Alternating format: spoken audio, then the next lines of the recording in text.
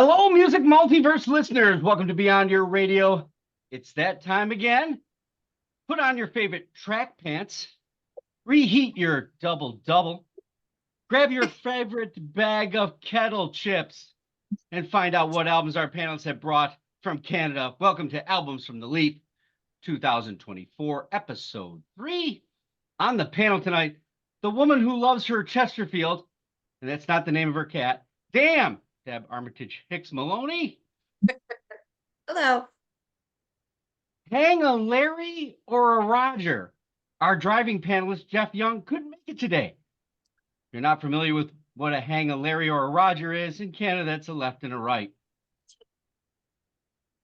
Jesus, Murphy. The non-vulgar one, Susie Q. Never heard that terminology before? Neither had I. Now, what Canadian albums treats did our panelists bring tonight? Let's get right to it, I guess.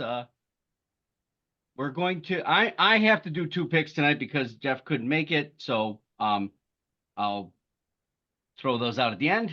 We'll start with the Q. Susie. Okay. So I went with a longtime favorite, Colin James. I went with the album Sudden Stop, circa 1990. This was the second studio album, and it's an awesome album. It's just a really good listen. It's got maybe if you've heard any of them before, some of the songs there just came back to say goodbye. He did a song called "Give It Up" with it featured Bonnie Raitt. Cross my heart. Yeah, that's my heart crazy over you. Oh my gosh, sorry. Chief the Trouble, Sudden Stop, of course, which is a great song. Oh, there it is. And in addition to Bonnie Raitt, it also features the Memphis Horns and Bobby Whitrock. For anybody who doesn't know, Colin James, he's an incredible singer. I think Mark, you've done some shows on Navy. Or I know we've talked about him before in the Big Band. I did his Christmas album with Little Big Band. Okay. He got his break when he opened for Stevie Ray Vaughan.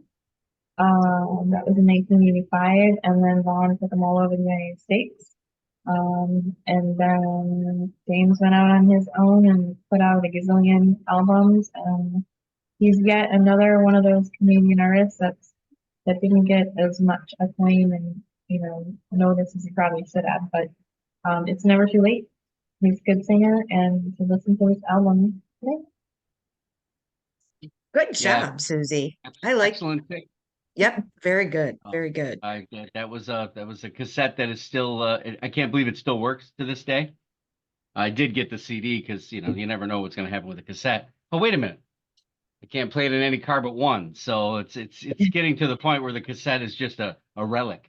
You gotta go on eBay, and you can find like a tape recorder on eBay. Sorry. But it is eBay. eBay. Well, anyway, I do work on eBay. Different than eBay.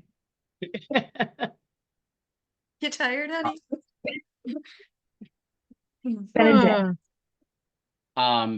Yeah, Colin was considered the Stevie Ray Vaughan of Canada. Still, I think more so now bluesy, rock. He doesn't go too wild anymore, like those first couple of records.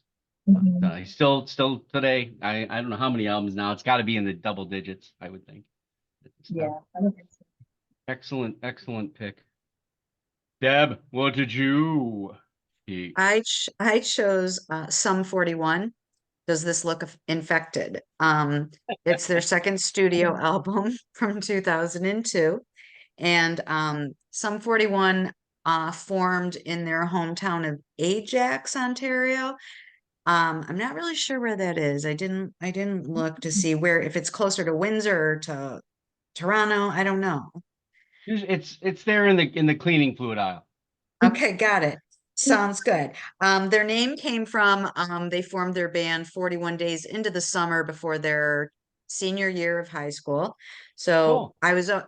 I like looking into these kinds of things because I always go, Blink 182, where'd they get that from? Some 41. So now I know. For anybody that isn't familiar with this band, they are punk rockers, but some of their stuff gets a little heavy, but not as heavy as maybe like Black Flag or Rancid, but it can be poppy punk as well. So if you're not familiar with punk, it might be a good start. So you get a feel of both sides of how Mhm. punk was and is today. They were inspired by all the regular notables, the Beastie Boys and Nirvana, the Ramones, Led Zeppelin, Weezer, Black Flag, like I said. And an interesting fact, their fans are called Scumfucks, which was a song on their first album. So, Okay. hey, Yeah. want to wear that t-shirt around. So, That was that not being allowed in said, school. this album, I think I like it because my youngest was turning 9 at the time, and he was starting to get into listening to his own music, and I had to take that away from him because it's very explicit. And Every if there was song. every single song, I mean, even the titles of the songs aren't that lovely Yeah. for a 9-year-old. But No. then, he found his way into sneaking, getting some listens in. So and it always just reminds me now, it's not along the same vein of skater rock and skater bands and that, but I always just picture some of these songs being on a Tony Hawk video Yeah. game, perhaps, but some of the more aggressive ones. This album has 12 songs. It's only about half an hour long.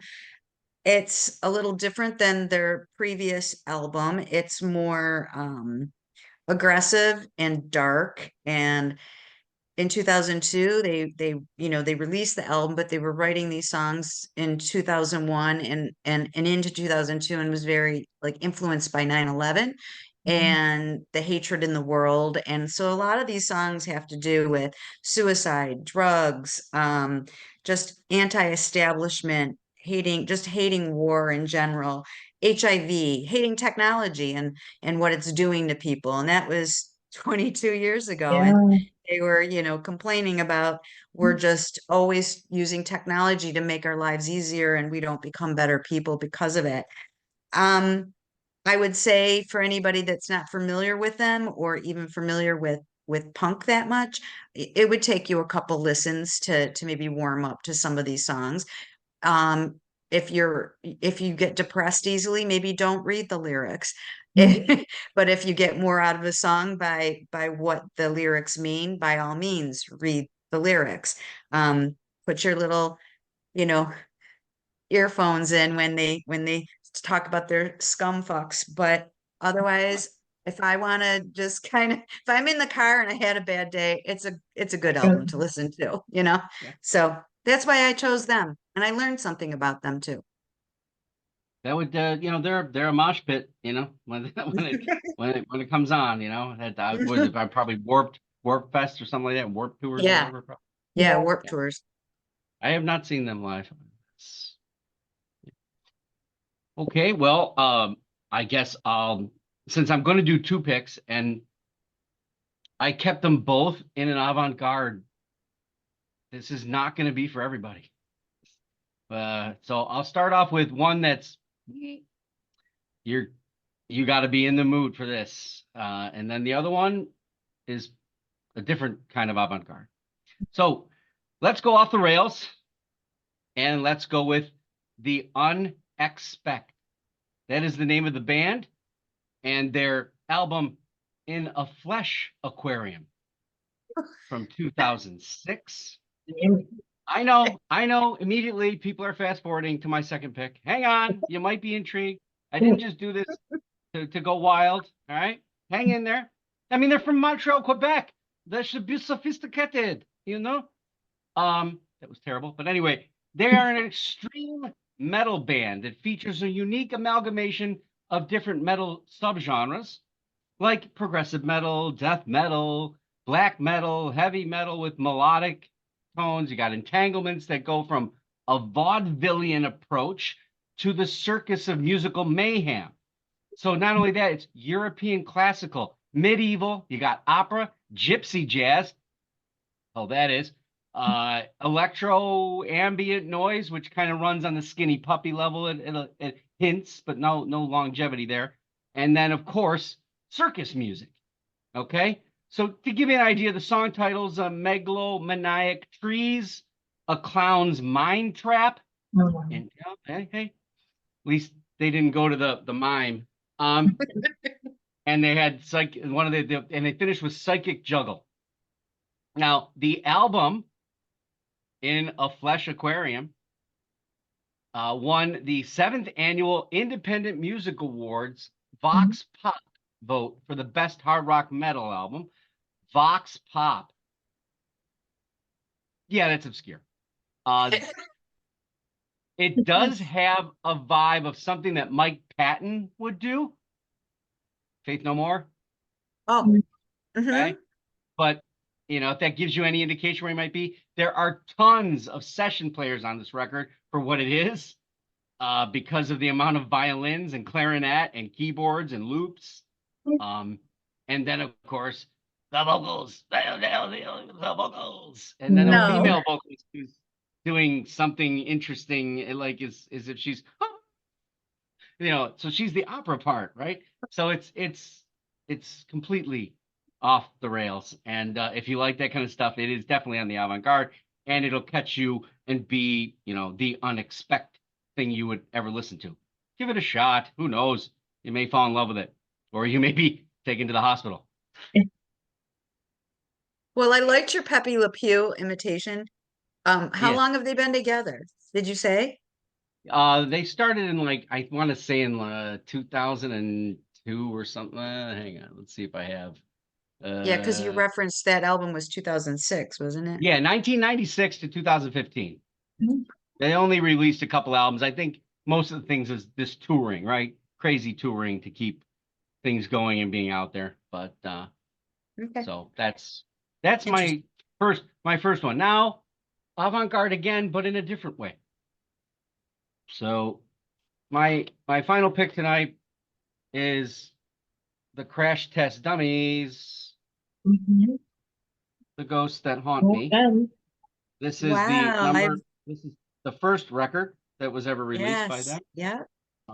So 1991, from a not so serious band, a bar band, into a unique alternative, unclassifiable time of a band. I mean, you couldn't put them in anything, although one person said it really well, but I'll get to that. The complete baritone vocal blast and delivery and sincerity of Brad Roberts is unmatched in all of alternative music. Yep. When Superman's song came out and dropped in 91, it was not only a hit in Canadian radio, played over and over and over again. It did gain some traction in North America as well. A lot of college radio was big on this. There had 3 singles from there, and the third one was Androgynous, which was actually written by Paul Westerberg of The Replacements from their album in 1984, Let It Be. No, not the Beatles. All right. As a matter of fact, you got to have some cojones to name your album that. But anyway, The Replacements, another day. The cover by the Crash Test Dummies is the only version to chart. All right. Peaking at 73. So, it was also covered by Joan Jett, didn't chart. And the ever popular Miley Cyrus, no chart. So, also in this is this harmonica guy, pretty damn talented dude himself.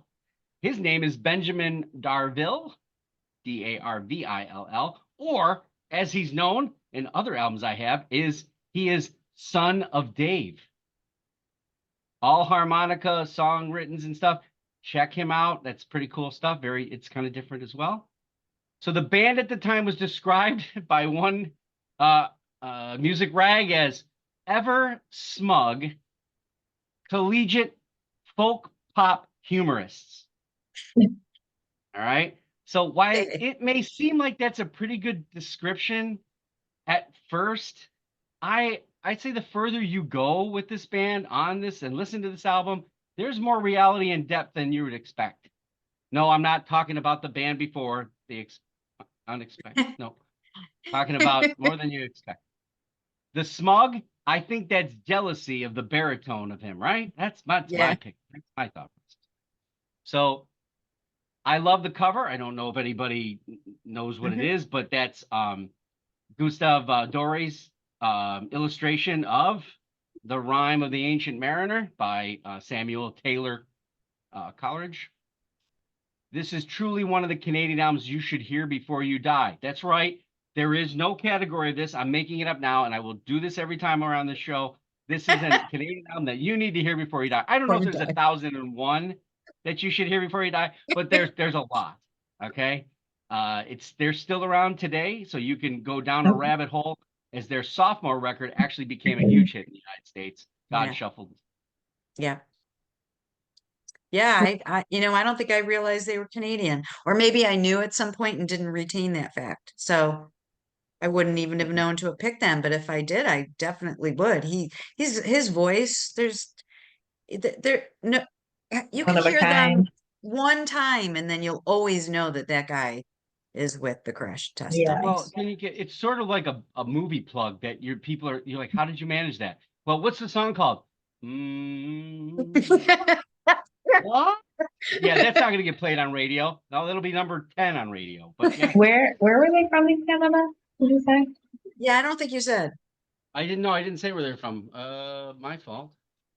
Where are they from? Not your fault. I'm just curious because they did have Winnipeg. a slight. Winnipeg. I knew that. Winnipeg. Winnipeg. All right. Yep. Oh, Yep. okay.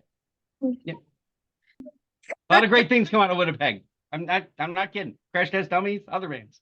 And the And Jets. the Winnipeg Jets are doing really well in hockey. So there you go. Yep. They might win the Stanley Cup ahead of the Sabres by 50 years. So obviously, I want to thank my panelists for their great picks tonight. We'll do this again in 2 weeks. Please like and comment. Let us know, how we're doing. Tell your friends. We'd love for you to subscribe so you can check out all our other programs like Album for Today that I do each day. Don't miss Album Listen Challenge this Thursday between me and the missus. 2 great albums. Well, maybe. I don't know. I think so. Oh. There's album review Saturdays, Unknown Sundays now, which are gone beyond the article sections and now they're videos. So there's a whole lot of videos. Go beyond your radio with us, a real music appreciation channel. As always, thank you for watching and happy listening. Bye.